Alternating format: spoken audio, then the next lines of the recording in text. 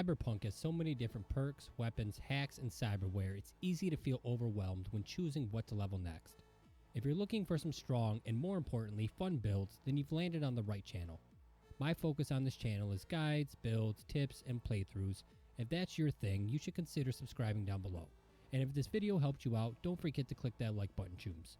Let's check out the deets on today's build, as it's one of my favorites and the playstyle is super unique, a blast to play with, and more importantly the damage output is just too preem to ignore.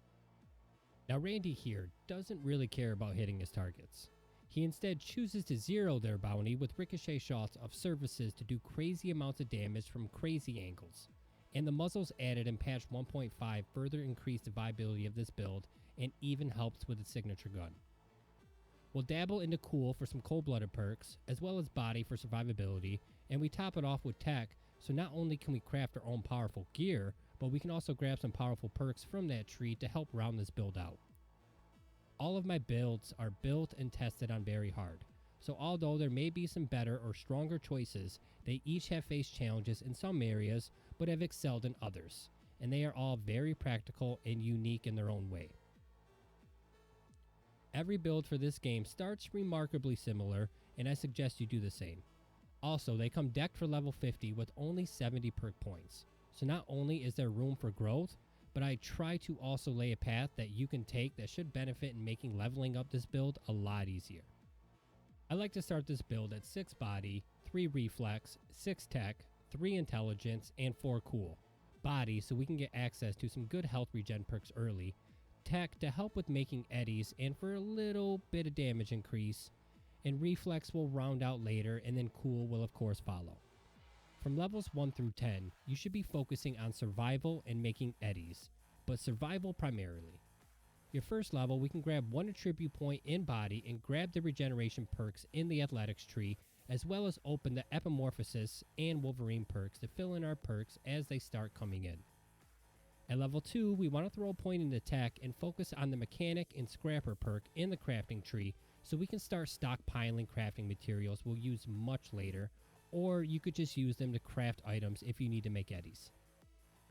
And at level 3, we're going to add 1 point into reflex, which is going to be something we keep an eye on as we level up, just because we want to add points into it as we get close to our handguns level cap, so we don't miss out on any precious XP.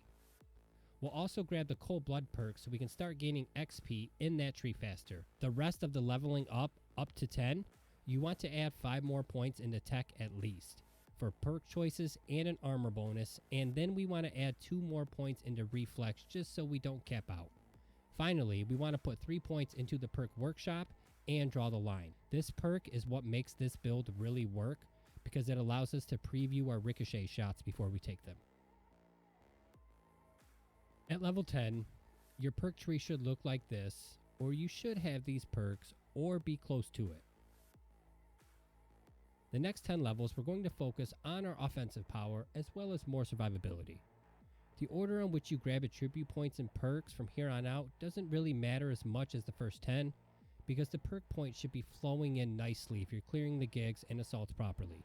You want to keep an eye on your reflex and handguns level still, but we want to put 4 points into cool and 6 into tech by level 21. More importantly though, perks we want to grab are Gunslinger, High Noon, Long Shot Drop Pot for ranged engagement, and Easy Out for close quarters combat, as well as grab Assassin for a flat 15% increase in damage to humans. We'll then top it off with defensive clothing for more survivability, and finally play the angles to increase our ricochet damage from the engineering tree. This perk will increase your ricochet damage a ton. We'll then grab Blade Runner from the engineering tree, and finally Rapid Blood Flow for even more health regen in combat from the cold-blooded tree. At level 21, you should be at 18 tech so you can focus on pumping up the body and cool attribute points from here on out, as will be maxed out. We still want to keep an eye on our reflex and handguns level just so we don't hit that cap. But levels 20 through 30 should be focused on making money, items, weapons, and gear, as well as filling out your perk tree with any you still need from the earlier tier, as well as grabbing all of your crafting perks you'll need for this tier. We're going to grab Cost Optimization, Ex Nihilo, Waste Not Want, True Craftsman, Grease Monkey, and Edge Runner Artisan.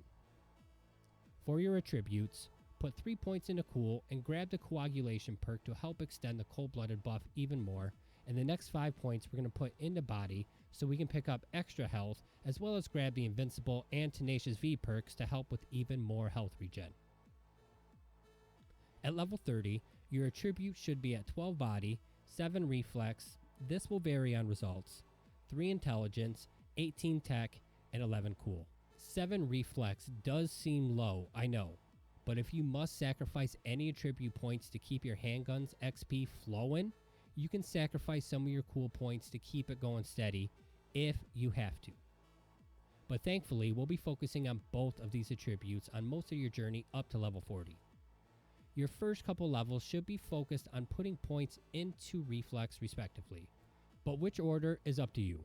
The sooner the better preferably, but we want 7 points into Reflex before level 40 and the other 3 into Cool. The perks you want to pick up from the handguns tree are OK Corral to finish off targets, Steady Hand to help with recoil, a fistful of Euro dollars to increase our crit damage, Grand Finale to make our last bullet do double damage, and Wild West, which negates the range penalty applied to pistols and revolvers. We'll also grab from the shadows from the Nujitsu tree to increase our crit chance as soon as combat starts, and from the Cold-Blooded tree we'll pick up Cold and Calculating to help increase Cold Blood stacks, and then we'll grab Pain as an Illusion, which is a flat 5% damage negation. We're level 40 now, and we have our build. Everything is working as intended, and now we can focus on just honing it, improving it, and making it hit even harder. We do this by rounding out our Reflex and raising our Cool all the way to 20 for some sweet Cold Blood perks. So putting any points into Cool earlier will be better. But again, we want to watch our handgun XP and make sure not to cap. The perks you want to pick up are Cheat Death from the Ninjutsu tree, well, for obvious reasons. Critical Condition and Frozen Precision from the Cold-Blooded tree will make our Cold-Blooded buff even beefier, and we'll finish in the Handguns tree by finally grabbing Rio Bravo and Desperado, as well as Snowball Effect and Westworld. That's level 50 with 70 perk points, but we're not done yet. We want to craft our perfect gear, our perfect weapons, and our perfect mods now. And or reshuffle your crafting perks in order to upgrade the stuff you already have. We should have some extra points, so we want to put points into the perks 200 Efficiency and Field Technician, and then we want to craft our gear.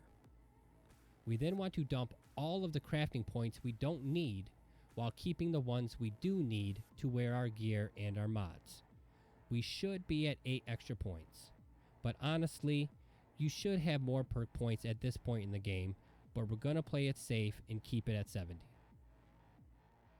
The perks you now want to grab are Insulation to gain immunity to shock damage, Aggressive Antitoxins for immunity to poison damage, Lead Sponge and Acrobat to activate Kolesnikov while dodging and shooting, and then we'll grab Vanishing Point.